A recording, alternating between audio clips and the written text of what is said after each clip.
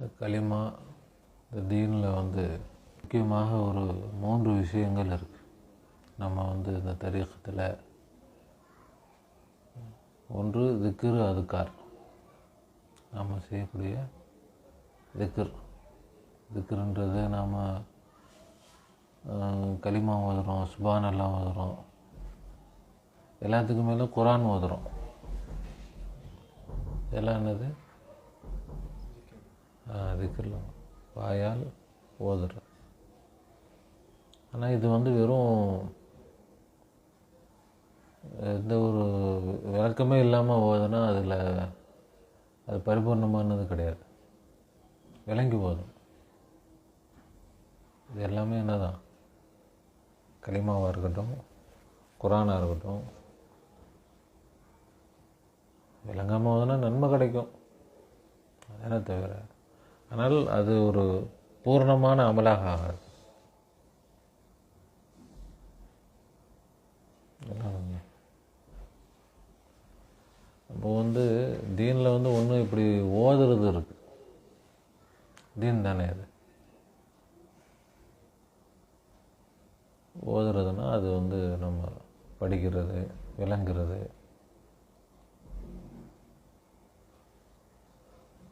இன்னொன்று தாலீம், இல்ம்,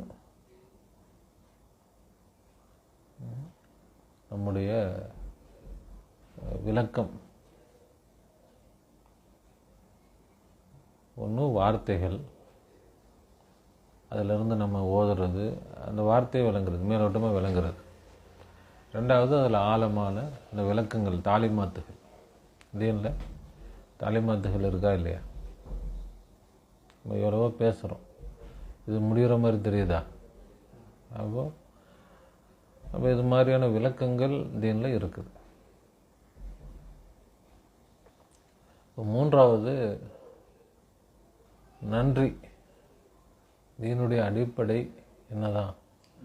இறைவனுடைய நன்றி. இறைவனுக்கு நன்றி செலுத்துறோம். நம்ம என்ன தான் வணங்குறோம், எல்லாமே என்ன தான்? தொழுகையாக இருக்கட்டும், நோம்பாக இருக்கட்டும், இறைவனுக்கு நன்றி செலுத்துறது தானே. எல்லாத்தையும் அந்த நன்றின்ற ஒன்றுக்குள்ளே கொண்டு வந்துடலாமா இல்லையா? எதுக்காகங்க தொழுகிறீங்க? அவனுக்கு நான் நன்றி செலுத்த வேண்டாமா? ஏன் நோம்பு வைக்கிறீங்க? அவனுக்கு நான் நன்றி செலுத்தணுமா இல்லையா? அப்போ இது எல்லாமே, எல்லா வணக்கத்தையும் என்ன செஞ்சிடலாம்? நன்றிக்குள்ளே கொண்டு வந்து. அப்போ ஒட்டுமொத்தமாக தீனே இந்த 3 விஷயந்தான். தீன் 3க்குள்ளே வந்துடுதா இல்லையா?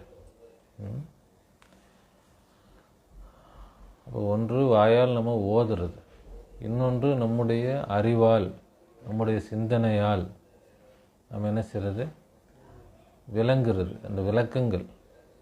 மூன்றாவது நன்றி உணர்வு, நன்றி செலுத்துறது. நமக்கு இன்னைக்கு இதை தீனுன்னு நம்ம அந்த காலத்து தீனாக சொல்லி கொடுத்தது, இன்னைக்கு துனியா ரீதியாகவே இதை கொண்டு வராங்க. துனியாவிலேயே இப்போ வாழ்க்கையில் எதையாவது அடையணும்னா இந்த 3 வேணுன்றாங்க. இப்போ நீங்கள் பணக்காரனாகணும், அதனால இன்றைக்கி மக்கள் எல்லாத்துக்கும் ஆசை. என்ன செய்யணும்? நிறையா காசு பணம் சேர்க்கணும் அப்படின்னா அதுக்கு இந்த 3 வேணும். இந்த 3 இருந்தால் 3ஐ கொண்டு அதை என்ன செய்யலாம்? அடையலாம். 3ஐ கொண்டு எப்படி? அது சுருக்கமாக ஈர்ப்பு விதைன்னு சொல்கிறாங்க. ஏன்னா இப்போ பணக்காரன் ஆகணும், என்ன சொல்கிறாங்க? முதல்ல சொல்லுங்கள் களிமா, திக்ர். அதுக்கு இன்னொரு வார்த்தை அஃபர்மேஷன்றாங்க. அஃபர்மேஷன்னா என்ன சொல்ல தமிழில்?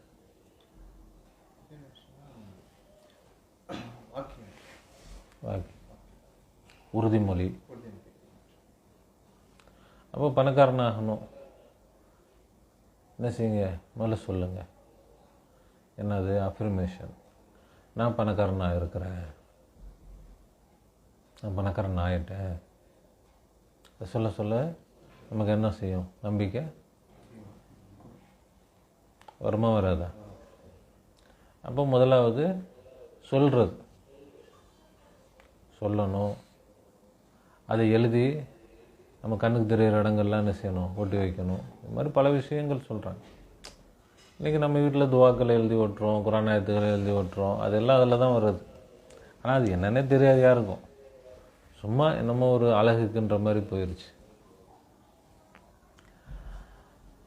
அப்போது பணக்காரன் ஆகணும்னா இந்த 3 வச்சு என்ன செய்யலாம், பணக்காரன் ஆகலாம்.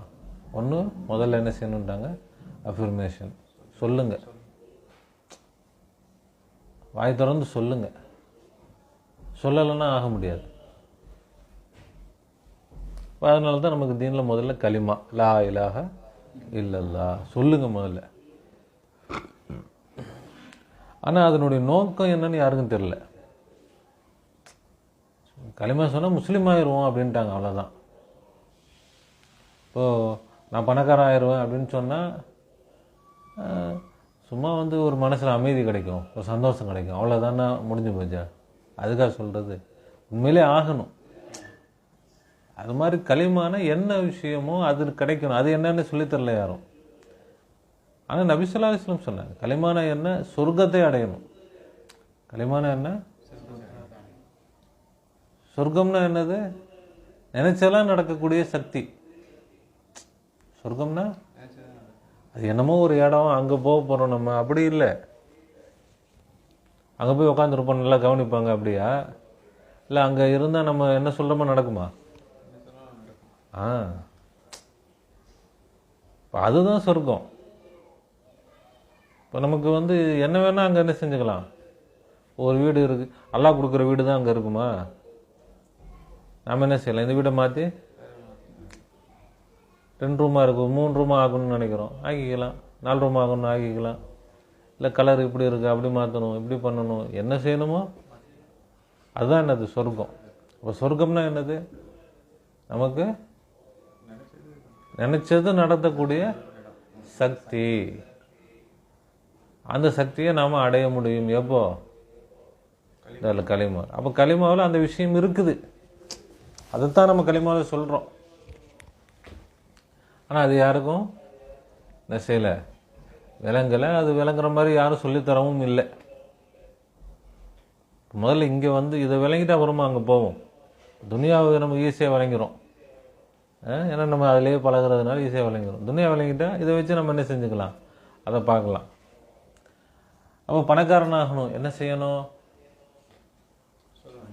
என்ன சொல்லணும், நான் பணக்காரன், நான் பணக்காரனாக இருக்கிறேன், நான் பணக்காரனாகிட்டேன், நான் பணக்காரன், அப்படி அதை அப்படியே உணர்ந்து. இது அர்த்தமே தெரியாமல் சொல்கிறதா? தெரிஞ்சுதானே சொல்லணும். என்ன இப்போ ரெண்டாவது என்னது, இமேஜினேஷன். என்ன செய்யுங்க, நீங்கள் அதை ஆழமாக கற்பனை செய்யுங்க. இதுலேயே வந்துடுச்சு, இதில் ஆரம்பிச்சிட்டோம், வாயில் சொல்லும் போதே ஆரம்பிச்சிட்டோம். ஆனால் ரெண்டாவது என்ன செய்யணும், அதில் இன்னும் ஆழமாக உள்ளே போங்க. எவ்வளோ போக முடியுமோ என்ன செய்யணும். இப்போ பணக்காரனாக இருந்தால் நான் எப்படி இருப்பேன், ஏன்னா அதனுடைய நிலைகள் என்ன, அப்படி அதுக்குள்ளே என்ன செய்கிறது, ஆழமாக உள்ளே போய் நான் பணக்காரனாகவே நம்ம வாழ ஆரம்பிச்சிடணும். மனசில் அதான் என்னது, இமேஜ். மூணாவது என்னது, அப்போ எனக்கு எல்லாமே கிடைச்சி போச்சுன்னா இப்போ நான் என்ன செய்யணும், நன்றி உணர்வு. நன்றி எப்போ வரும், இருந்தால் வருமா இல்லைன்னா வருமா? எதுவுமே இருந்தால் தான் நன்றி வரும். இல்லை இல்லை எனக்கு ரொம்ப நன்றி அப்படின்னு சொல்லுவோம், இருந்தால் தான் நன்றி சொல்லுவோம். அப்போ எனக்கு நான் என்ன கேட்டேனோ அது என்னது, பரிபூர்ணமாக இருக்கிறது, இருக்கிறது, வரப்போகிறது. இப்போ இது வர்றதுக்கான வழி எனக்கு கிடைச்சிருக்குதே. இப்போ வேலை கிடைச்சிட்டாலே சந்தோஷமாயிரும். ஆனால் காசு வரல, வேலையை நோக்கம், நமக்கு காசு தான் நோக்கம், சேலரி தான் நோக்கம். ஆனால் வேலை கிடைச்சோன்னே என்ன ஆயிடும், அப்படி நல்ல சூப்பரான வேலை கிடச்சிருச்சு, ஏன் சேலரி வரப்போகுது. அது மாதிரி நமக்கு இந்த அஃபர்மேஷன், நம்ம இந்த விளக்கம் நமக்கு கிடைச்சிட்டா நமக்கு வேலை கிடைச்சிச்சுன்ற மாதிரி. இப்போ நமக்கு என்ன வரப்போகுது, நமக்கு கேட்டது வரப்போகுது அப்படின்ற அந்த சந்தோஷம், அந்த சந்தோஷத்தின் அடிப்படையிலான மனநிறைவு, அந்த மனநிறைவின் அடிப்படையிலான நன்றி உணர்வு, இதோடு இருந்தால் நாம் என்ன செஞ்சிடலாம், பணக்காரனாவே ஆயிடலாம்.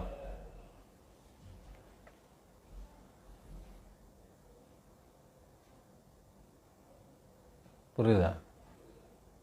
இப்போ ஏன் ஏழையாகவே இருக்கிறாங்க? நான் பணக்காரன்னு அவன் சொல்கிறதே கிடையாது யாரும். எல்லாம் என்ன தான் சொல்கிறேன், நான் பிச்சைக்காரன், நான் ஏழை, இப்படியே பாவப்பட்டவன் நான், இப்படி சொல்லியே என்ன ஆயிடுறாங்க, ஏழையாகவே. பிள்ளைங்களுக்கும் நம்மளாம் கஷ்டப்பட்ட ஃபேமிலிப்பா, இப்படி சொல்லி கொடுத்து இதை ஈமானுடையவர்கள் அப்படி சொல்ல மாட்டாங்க. எல்லாம் நமக்கு நல்ல பறக்கத்தை வச்சுருக்கான், நல்லா பறக்கத்தான் கொடுத்துருக்குறான். ஏன்னா அந்த நன்றி உணர்வு ஈமான் அடிப்படையிலையும் அப்படி தான்.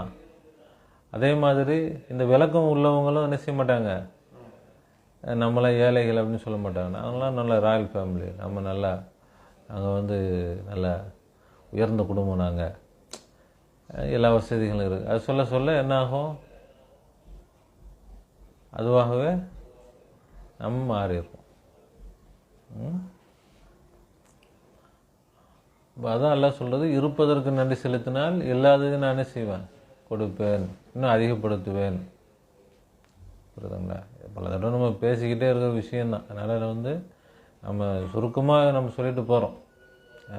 துனியாவில் இது விளங்குதுங்க, துனியாவில் விளங்குதா இல்லையா? அப்போ ஒன்று அஃபர்மேஷன், இன்னொன்று இமேஜினேஷன், மூணாவது நன்றி உணர்வு, கிராஜுவிட்டுன்றாங்களே, நன்றி உணர்வு. அதே தான் தீனில். இப்போ நம்ம காசு பணத்தை அடைகிறது, வீடு வாசல் சொத்து சுகங்களை அடைகிறது, இது பெருசா இல்லை சொர்க்கத்தை அடைகிறது பெருசா? சொர்க்கத்தை அடைகிறதுனா அதில் நமக்கு தெளிவான விளக்கம் இருக்கணும். சொர்க்கம்னா ஏதோ ஒன்று, ஏதோ ஒரு இடம், அது இல்லை. என்னது? அந்த சக்தி, அந்த சக்தி தான் என்னது, சொர்க்கம்.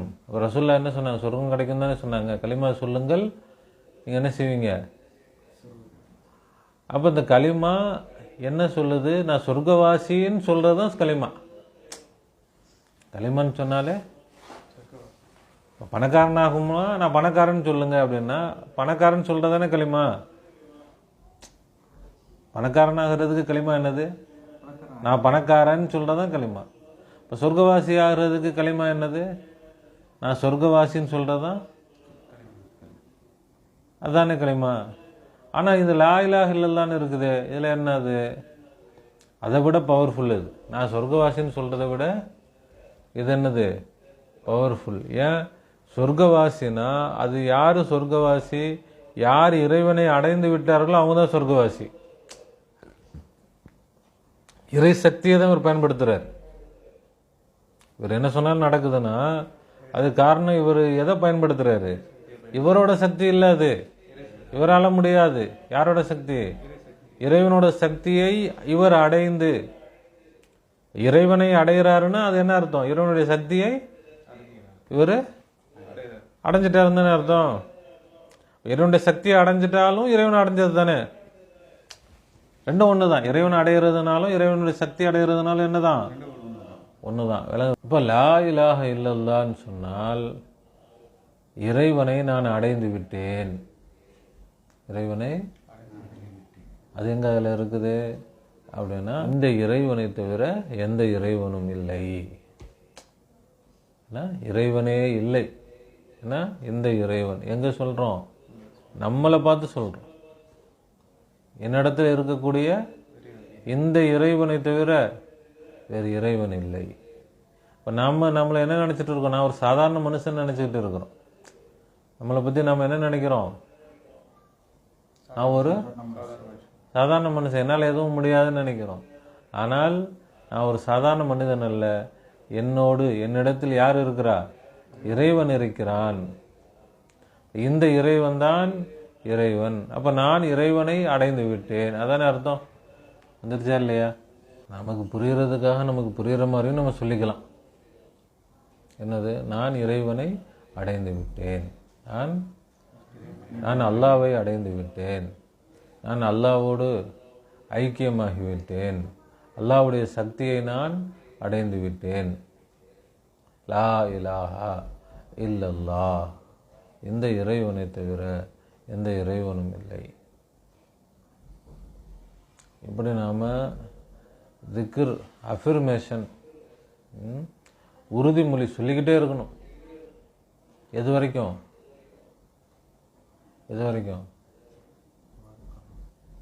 வாழுங்காலம் இல்லைம்மா. எது வரைக்கும்? அது அடையிற வரைக்கும். அதை நான் அல்லாவை அடைந்து விட்டேன்.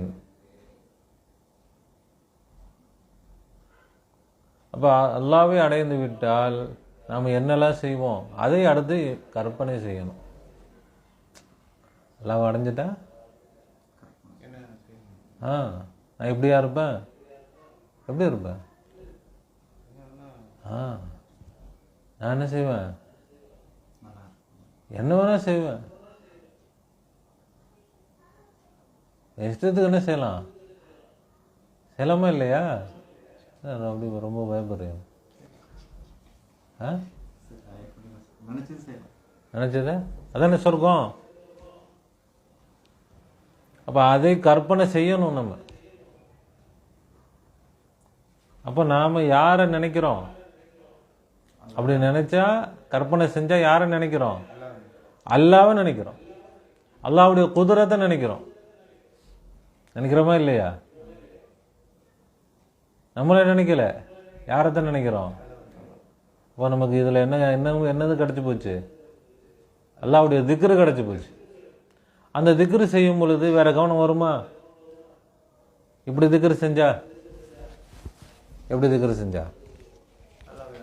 அல்லாவை நான் அடைஞ்சிட்டேன். அப்போ அல்லாவை கொண்டு என்னால் என்னெல்லாம் செய்ய முடியும்? நான் என்னெல்லாம் செய்வேன்? அதை நினைக்கிறோம்னு சொன்னால்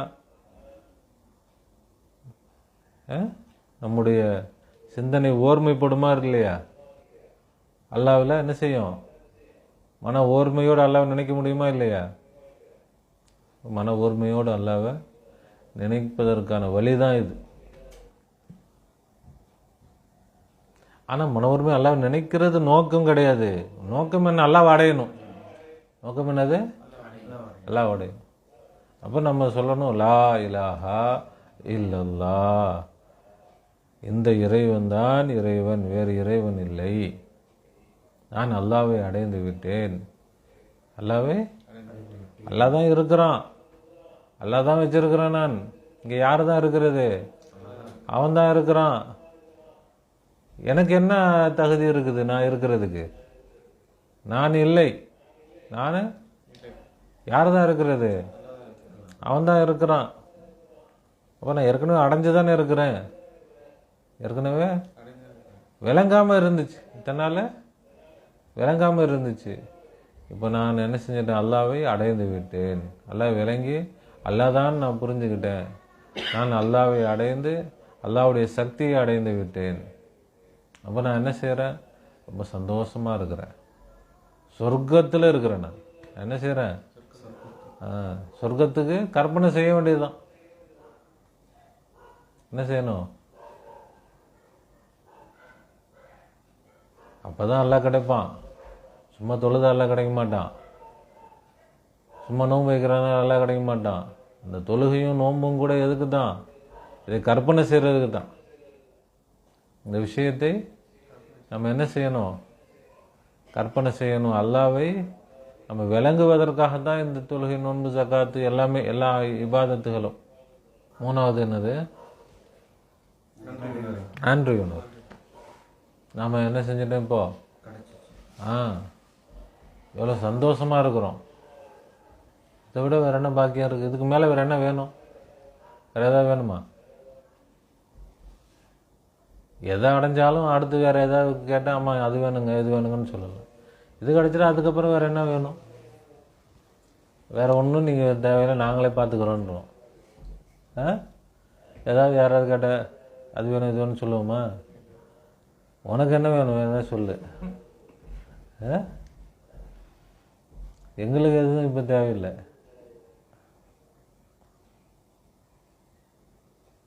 அப்போ நமக்கு மன நிறைவு வந்துடுமா வராதா?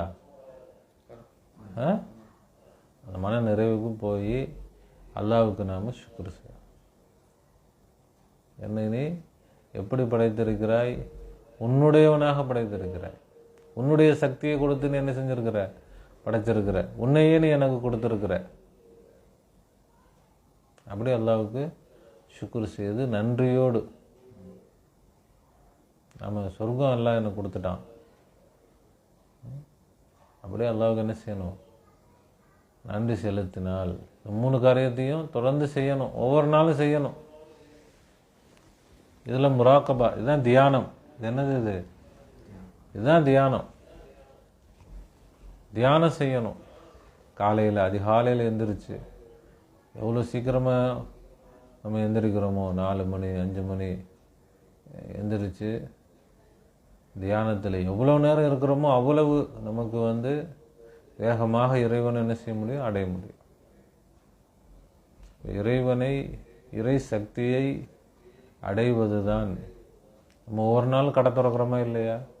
ஒவ்வொரு நாளும் வியாபாரத்துக்கு போகிறோம், தொழிலுக்கு போகிறோம், வருமானத்துக்குள்ள வழிகளை செய்கிறோமா இல்லையா? காசு பணத்துக்காக என்ன செய்கிறோம்? ஒவ்வொரு நாளும் உழைக்கிறோம். இந்த சக்திக்காக. காசு பணம் பெருசா, இந்த சக்தி பெருசா? இந்த காசு பணம் ஓடி போயிடும், கரைஞ்சு போயிடும். இந்த சக்தி என்ன செய்யாது? தீர்ந்து போயிடுமா? காலியாயிருமா? கம்மியாகுமா? இதை நம்ம அடைஞ்சிட்டோம். அதற்கு பிறகு அது நம்மை பாதுகாக்கும். இந்த காசு பணம், வீடு வாசல், சொத்து சுகம் இதெல்லாம் வாங்கினா அதுக்கு பிறகு அதை நம்ம தான் பாதுகாக்கணும். பயங்கரமான பிரச்சனை. அப்புறம் நினைப்போம், சரி இல்லாமல் இருந்தாலே பரவாயில்ல போல. ஒரு கார் வாங்கிட்டோம், என்ன ஆயிரும்? 2 நாளைக்கு நல்லா இருக்கும். அப்புறமா துடைக்கணும், அது பண்ணணும், சர்வீஸ் பண்ணணும், அது இது என்ன ஆயிரும்? தலைவலி ஆயிரும்.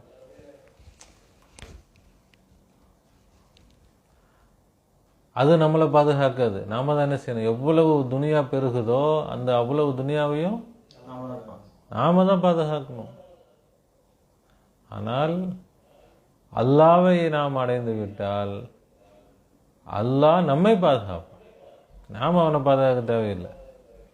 நாம் அதை அடையிற வரைக்கும் தான் நம்ம வேலை. அடைஞ்சிட்டோம், என்னது? இதுக்கு எவ்வளோ நாள் ஆகும்? ஒரு நொடியில் எல்லாம் நடத்தி கொடுத்துருவான். ஆனால் நம்முடைய ஹிம்மத், என்னால் அடைய முடியும், நான் அடைவேன், எனக்கு வேணும் அப்படின்னு நினைக்கணும். பார்த்துக்கலாம், சும்மா போகிற போக்கில் ஏதோ டைம் கிடச்சா சும்மா ட்ரை பண்ணி பார்ப்போம், வந்தால் வருது அப்படின்னு நம்ம நினச்சோம்னா இதுக்கு என்ன இல்லை, வாய்ப்பு இல்லை. முழு ஈடுபாட்டோடு, முழு கவனத்தோடு இது கட்டாயமாக எனக்கு வேணும் அப்படின்னு நாம் நினச்சோம்னா நம்ம என்ன செஞ்சிடலாம்? ரொம்ப சீக்கிரத்தில் அடைஞ்சிடலாம். ஒரு நொடியில் எல்லாம் நடத்தி கொடுத்துருவான். எல்லாம் என்ன செஞ்சிருவான்? ஒரு நொடியில் மாற்றிடுவான் எல்லாத்தையும். இது அல்லாவுக்கு ஒரு பெரிய விஷயமே கிடையாது. ஆனால் நமக்கு வேணுமா? அல்லாஹ் அதை பார்க்குறான். வேணும்னு நினைக்கிறானா? சும்மா நல்லா கொடுத்துட மாட்டேன். உண்மையிலேயே இது உனக்கு வேணும் அப்படின்னு நீ அது நினைக்கிறது கூட மாட்டேன்னா நான் எதுக்கு கொடுக்கணும்? துனியாவில் அவ்வளோ கவனம் செலுத்துகிற, துனியான்ட்டு காசு பணத்துக்கு அழியக்கூடியது, அது பெரிய ஒன்றுமே கிடையாது. அதுக்கு நீ இவ்வளவு கவனம் செலுத்துகிற. எவ்வளோ பெரிய இந்த பாக்கியத்தை, இதை நீ அற்பமாக நினச்ச, நீ சாதாரணமாக மரியாதையாக கொடுக்கலன்னு சொன்னால் அப்புறம் எதுக்கு நான் கொடுக்கணும்? அப்போ முழு கவனத்தோடு முழு ஈடுபாட்டோடு எனக்கு இது வேணும் என்று யார் நினைக்கிறார்களோ அவங்க உடனே அடைஞ்சிருவாங்க. என்ன கிடையாது, இதுக்கு பல காலம் பல வருஷம் ஆகும். நம்முடைய முயற்சி, நம்முடைய கவனம், அவ்வளோதான். அது எந்த அளவில் இருக்குதோ அந்த அளவில் நம்ம அடைய முடியும் இன்ஷா அல்லாஹ். இதுதான் தீனே. ஒட்டுமொத்த தீனுடைய சாராம்சம் என்னதான்? நாம் அல்லாவை அடைய வேண்டும், நாம் சொர்க்கத்தை அடையணும். அதுதானே சொர்க்கத்தை அடையணுன்றது, அல்லாஹ் அடையணுன்றது என்னதான்? ஒன்று தான், வேறு வேறு இல்லை. வார்த்தைகள் வேறு, விஷயம் என்னதான்? ஒன்று தான். இப்போ அதை அடைவதற்கான கலிமா தான் லா இலாஹ இல்லல்லாஹ்.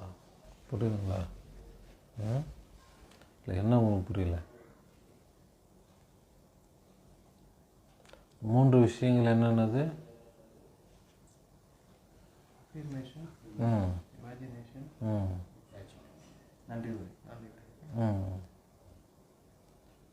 இந்த 3ஐயும் நாம் தினந்தோறும்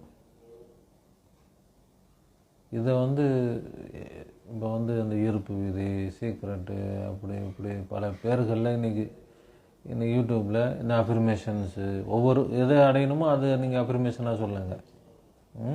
எதை அடையணுமோ அதை நீங்கள் கிராஜுவேட், நீங்கள் நன்றி செலுத்துங்க. அல்லாஹ் தான் சொல்கிறான், நீங்கள் நன்றி செலுத்துங்க, அதிகப்படுத்துகிறேன்றான். எது வேணுமோ அதுக்கு நம்ம நன்றி செலுத்தினோம்னா அதிகப்படுத்துகிறான். ஆனால் எல்லாத்துக்கும் மேலே உச்சகட்டமாக நாம் அடைய வேண்டியது அல்லாஹ்வை தான்.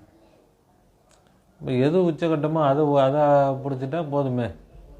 இப்போ காசுன்னு சொல்லிட்டு பணக்காரன் ஆகிட்டு, பணக்காரனா இதுதானா, இவ்வளோ தானே பணக்காரனா, இன்னும் பெருசான வித்தியாசம் தெரியலையே. ஏழைக்கும் பணக்காரனுக்கும் பெருசாக வித்தியாசம் இல்லையே. ஏன்னா அவன் ஒரு பிளேட் பிரியாணி சாப்பிட்றான், நானும் அவ்வளோதான் சாப்பிட்றேன். என் பேங்க்கில் அவ்வளோ இருக்குது, கோடிக்கணக்கில் இருக்குது. அதை வச்சு இப்போ என்ன தலையிலே வச்சுட்டு சுற்றுறேன் நான்? அவன்கிட்ட இல்லை, என்கிட்ட இருக்குதுன்ற ஒரு மனசில் ஒரு சந்தோஷம், அவ்வளோதான். இத்தனை கோடி இருக்குதுடா அப்படின்ட்டு. வேற என்ன இருக்குது? பேசாம ஏழையாகவே இருந்திருக்கலாமே. சாதாரணமான ஏதோ அன்றாட இதுலேயே என்ன செஞ்சுருக்கலாம் அப்படின்னு அவன் நினைப்பான். நமக்கு இப்போ நினச்சா அப்படி நினைக்கிறானான்னு நமக்கு தோணாது. நமக்கு என்ன தான் தோணும்? நம்ம அங்கே 1000 ரூபா என்ன செய்வோம், கொடி சொன்னா ஆகும், 1000 ரூபாங்களா, அதெல்லாம் இதாக இருப்போம். இப்போ அங்கே போனதுக்கு பிறகு தெரியும் நம்ம பேசாமல் இப்படியே இருந்திருக்கலாமே. ஏன்னா கார் வாங்கிட்டு அப்புறமே வச்சுருப்பாங்க, எதுக்கூட கார் வாங்கணும், நினச்சா ஏதோ ஒரு ஓலை புக் பண்ணி போயிடலாமே. எப்போனாச்சும் போகிறோம் வரோம், அதுக்கு எதுக்கு காரு? நம்ம டெய்லியும் சுற்றுற மாதிரி காரு ஆசைப்பட்டு வாங்கி அதை போட்டு மெயின்டெனன்ஸ் பண்ணி அது வேஸ்ட்டு. அதுக்கு ஓலை புக் பண்ண எவ்வளோ லாபமாச்சே. நமக்கு எந்த பிரச்சனையுமே இல்லை. புக் பண்ணால் ஒன்று வந்துட போகிறான், பாட்டுக்கு போக போகிறோம், வரப்போகிறோம். அப்படி இதே தான் எல்லா விஷயத்துலையுமே.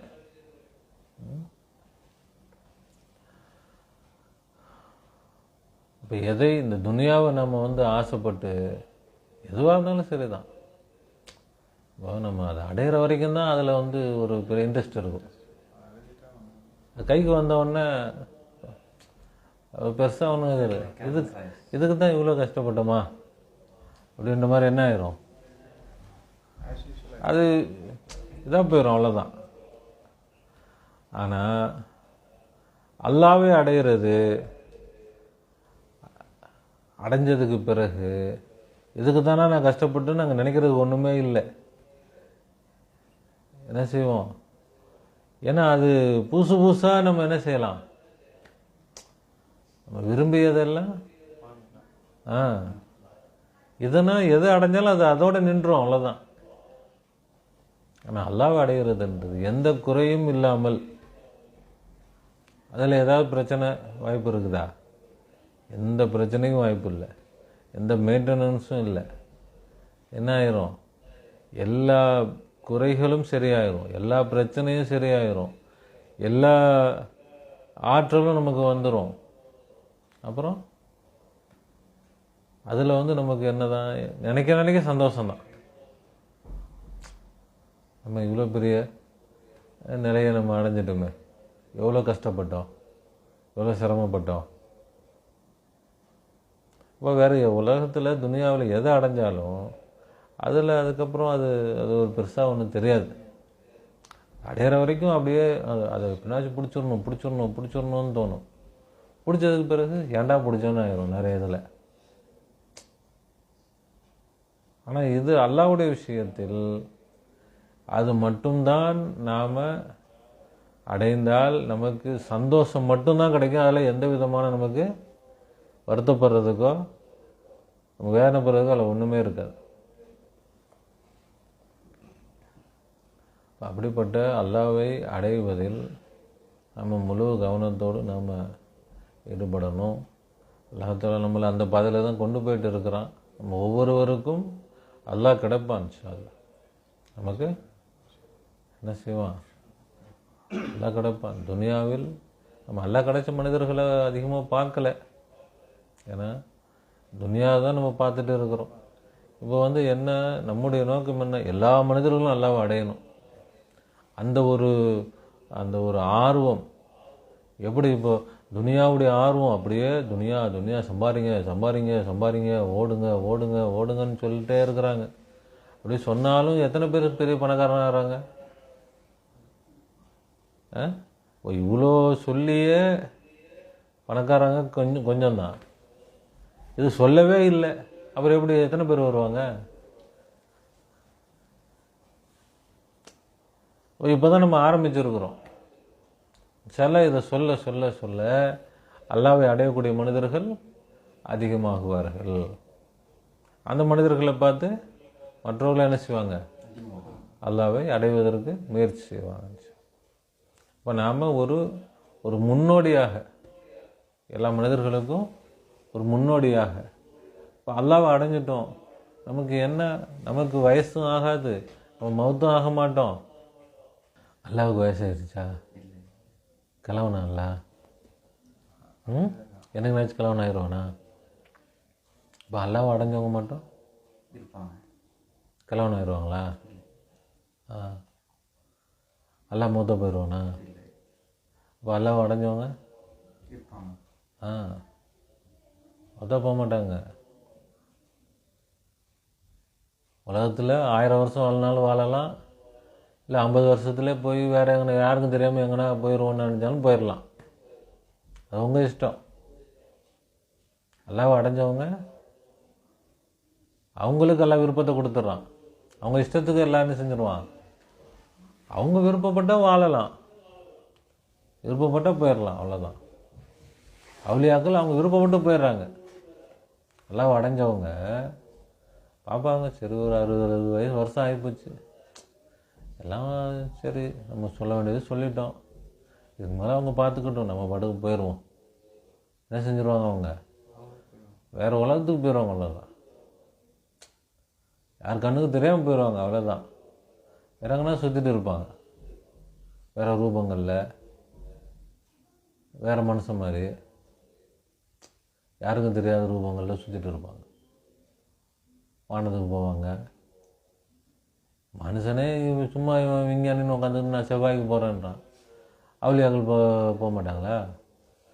இங்கே இருப்பாங்க, திடீர்னு போய் செவ்வாயில் போய் கொஞ்ச நாள் இருப்போம்டா, செவ்வாயில் போய் இருப்பாங்க. இவனுக்கு தெரிஞ்ச செவ்வாய் தான், அதையும் கலந்து எவ்வளவோ இருக்குதுல்ல. உலகத்தில் எந்த இடத்துக்கு வேணால் யார் போக முடியும்? எதுக்கூட இவங்கள்ட்ட போய் மல்லு கட்டிட்டு இருக்கணும், பேசாமல் போவோம். வேறு ஏதாவது ஒரு இடத்துக்கு போய்ட்டு அந்த இடத்த என்ன செஞ்சுருவோம்?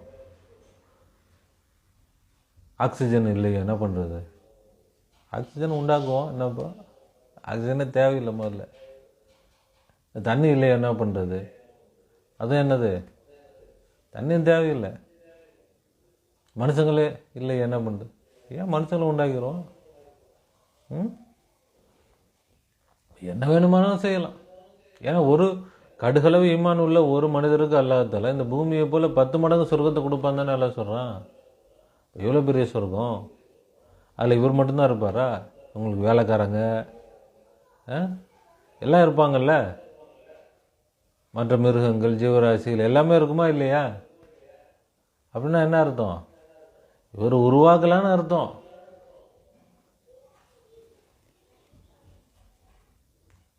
அப்போ இவங்க இங்கே இருக்கிற வரைக்கும், சாதாரணமாக இருக்கிற வரைக்கும் இருப்பாங்க. அப்புறம் என்ன செய்யணும்? வேறு ஒரு கைலாசன் மாதிரி ஒரு நாடை உருவாக்கிட்டு அங்கே போய் செட்டில் ஆகிடுவாங்க. ஒரு நாடு இல்லை, ஒரு பூமியே உருவாக்கிடுவாங்க. அவலியாக்கள் என்ன செய்வாங்க? ஒரு பூமியை உருவாக்கி அந்த பூமிக்கு இவங்க தான் அரசர். எந்த பூமியில் அவங்க இருக்கிறாங்க நமக்கு தெரியாது. நமக்கு தேவைன்னா அது மாதிரி ஆகி நாமளும் என்ன செஞ்சிட வேண்டியதான். என்ன கேட்குறதுலாம் நல்லா தான் இருக்குது அப்படின்னு நினைக்கிறீங்களா? அப்போ அவ்வளோ பெரிய பாக்கியம்தான் என்னது இது? சாதாரண விஷயம் இல்லை இது. ஏன்னா ஆனால் நம்ம உயிர் போகிறதுக்குள்ளே நமக்கு இது பிடிச்சிடணும். ரூஹு போகிறதுக்குள்ளே நம்முடைய அதாவது இப்போ ஒரு ஃப்ரிட்ஜில் ஐஸ் கட்டி இருக்குது, கரண்ட் போயிடுச்சு, கொஞ்சம் கொஞ்சமாக கரைய ஆரம்பிச்சிடும். வெளியே எடுத்து வச்சோம், என்ன செஞ்சோம்? கொஞ்சம் கொஞ்சமாக கரைய ஆரம்பிச்சோம். அது முழுசாக கரையிறதுக்குள்ளே கரண்ட் வந்துடுச்சுன்னா ஐஸ் கட்டியாக இருக்கும். அது மாதிரி நம்ம இப்போ வந்துருக்குறோம். கரைஞ்சிட்டு இருக்கு நம்முடைய வாழ்க்கை. நமக்கு கொடுக்கப்பட்ட வாழ்க்கை கரைஞ்சிட்டு இருக்கு. அதுக்குள்ளே நம்ம அல்லாஹ்வை அடைஞ்சிட்டோம், பூரணமான சக்தியை அடைஞ்சிட்டோம். அது அப்படியே இப்போ டவுன் ஆகிட்டு இருக்கிறது ஃபுல் பவரில் ஆயிரும். அது என்ன ஆகாது? அப்படி விட்டோம்னா என்ன ஆயிரும்? காணாமல் போயிடும். இதை இப்போ நம்ம என்ன செய்யணும்? பாதுகாக்கணும். எந்த மனுஷனுக்கு தான் சாகணும்னு ஆசை இருக்குது? வயசாகணும், கிழவனாகணும்னு யாருக்குன்னு ஆசை இருக்குது? பலகீனமாகணும், நோயாளி ஆகி அப்படியே இப்படி குடு குடு அப்படி ஒன்றும் எல்லாம் யாருக்குமே என்ன இல்லை, ஆசை இல்லை. எல்லாரும் எப்படி இருக்கணும்? நல்ல சக்தியாக இருக்கணும், பலசாலியாக இருக்கணும், ஆரோக்கியமாக இருக்கணும், சாகவே கூடாது. அதுக்கு வழி இல்லைன்னு நினைக்கிறாங்க. இல்லை, அதுக்கு வழி இருக்குது. அந்த வழி தான் நல்லாவே அடையிறது. அது வழி தான் லா இலாஹ இல்லல்லாஹ். ஏன்னா அப்போ இது சரியான முறையில் சொல்லித்தரல, அவ்வளோதான். தீனுன்னு சொல்கிறவங்களும் என்னது சரியான முறையில் சொல்லலை. அவங்களுக்கே தெரியல. எதையோ என்னது குருடாட்டம் ஆடி குழியில் விழுந்தது அப்படின்னு சொல்லுவாங்க. குருடன் சேர்ந்து என்ன பண்ண முடியும்? குருடன் சேர்ந்துட்டு நான் உனக்கு வழிகாட்டுன்னு எனக்கு வழிகாட்டு அப்படின்னு போனால் எல்லாம் சேர்ந்து போய் எதில் விழ வேண்டியதுதான்? குழியில் விழ வேண்டியதுதான். அப்போ 100 குருடன் இருக்கிறான்னா ஒரு கண்ணு தெரிஞ்சவன் இருந்தால் 100 குருடன் காப்பாற்றப்படுவான். 100மே குருடா இருந்துச்சுன்னா எல்லாம் அப்படித்தான் இருக்கு இன்னைக்கு. இப்போ உண்மையான தீன் என்பது மனிதனை இறைநிலைக்கு கொண்டு போகணும். இறைநிலைக்கு கொண்டு போய் இறைவனோடு சேர்க்கக்கூடியது தான் உண்மையான தீன். இப்போ அந்த தீன் தான் எல்லா நபிமார்களும் கொண்டு வந்தாங்க. எல்லா வலிமார்களும் அந்த தீனை தான் போதித்தாங்க. அதை அவர்கள் அடைந்தும் இருந்தார்கள். அது மறைந்து மறைந்து போகுது. வலிமார்கள் திரும்ப அதை வெளிப்படுத்துகிறாங்க, மறையுது. இப்போ நம்முடைய நோக்கம் என்ன? அல்லாஹ் தஆலா நம்முடைய மூலமாக அல்லாஹ் என்ன நாடுறான்? இதை ஆமாக்கணும், எல்லா மக்களுக்கும் கொண்டு போய் சேர்க்கணும், எல்லாரும் இதை தெரிஞ்சுக்கணும். இனியும் இதை மறைச்சு பொத்தி வச்சோம்னா யாருக்கு எந்த பிரயோஜனமும் இல்லாமல் போயிடும். எல்லாரும் தெரிஞ்சுக்கட்டும், எல்லாரும் இதை அடையட்டும். அதுதான் இப்போது அல்லாஹ்வுடைய நோக்கமாக இருக்குது. இப்போ இதில் என்னன்னு சொன்னால், இது நமக்கு ஒரு புதுசாக இருக்கிறதுனால இது வந்து என்னது இப்போல்லாம் இருக்குதா இல்லையா, நம்முடைய அறிவுக்கே எட்ட மாட்டேங்குது. ஏற்கனவே தெரிஞ்சால் நமக்கு ஆசை வரும், இதெல்லாம் என்னமோ புதுசாக இருக்குடா, இதெல்லாம் நடக்குமா, நடக்கிற காரியமா, இதெல்லாம் நடந்தால் நல்லது தான், ஆனால் நடக்கிற காரியமா அப்படின்னு நினச்சி அதில் நமக்கு என்ன செய்ய மாட்டேங்குது, நம்பிக்கையே வரமாட்டேங்குது. ஆனால் உண்மையில் நடக்கக்கூடிய காரியம்தான் எல்லாமே. அல்லாஹ்வால் முடியாதது எதுவுமே இல்லை. இப்போ நம்மால் அல்லாஹ்வை அடைந்து அல்லாஹ்வோடு ஐக்கியமாகி நாம் நிலை பெற்றவர்களாக, நிலையானவர்களாக, சொர்க்கவாசிகளாக, எதையும் செய்யக்கூடிய ஆற்றல் பெற்றவர்களாக நம்மால் என்ன செய்ய முடியும், ஆக முடியும். அதுதான் நம்முடைய லட்சியம். அதை நாம் வந்து ஒவ்வொரு நாளும் கலிமாவாக திக்ராக சொல்லணும். அதை தாலிமாத்துகளாக, இமேஜினேஷனாக என்ன செய்யணும், கற்பனை செய்யணும். அதில் நன்றி செலுத்தணும். இன்ஷா அல்லாஹ் அல்லாஹ் நம்முடைய கவனத்தை பார்க்குறான். நம்முடைய முயற்சி, நாம் முயற்சி செய்யும்போது அல்லாஹ்வும் நமக்காக என்ன செய்கிறான், உதவி செய்கிறான். நீங்கள் நடந்து வந்தால் நான் ஓடி வருகிறேன்றான். இப்போ அல்லாஹ்வுக்கு இதில் ஆர்வம் அதிகமாக இருக்குது. இதில் தான் அல்லாஹ்வுக்கு என்னது ஆர்வம். அப்போ நாம் மட்டும் கஷ்டப்படுறோம் அப்படின்னு நம்ம நினைக்கக்கூடாது. நாம் கொஞ்சம் முயற்சி செஞ்சால் அதுக்கு அந்த பக்கம் பல மடங்காக அல்லாஹ் நமக்கு என்ன செய்கிறான், உதவி செய்கிறான். அப்போ நிச்சயமாக அல்லாஹ்வை நாம் அடைந்து அல்லாஹ்வுடைய குதிரத்துகளை நம்மால் என்ன செய்ய முடியும், அடைய முடியும். அதுதான் நம்முடைய நோக்கம். அப்படி அடைஞ்சிட்டோம் இன்ஷா அல்லாஹ் ஒவ்வொரு மனிதனும் அவன் தான் அடைய முடியும், அடுத்தவங்களுக்கு கொடுக்க முடியாது. நம்ம பசிக்கு நாம் தான் சாப்பிட முடியும், அடுத்தவங்க பசிக்கு நாம் சாப்பிட முடியுமா? நம்ம தூக்கத்தை நாம் தான் தூங்க முடியும், அடுத்தவங்க தூக்கத்தை நாம் தூங்க முடியுமா? உனக்கு பதிலாக நான் தூங்குறேன்ப்பா, நீ வேலை பாரு சொல்ல முடியுமா?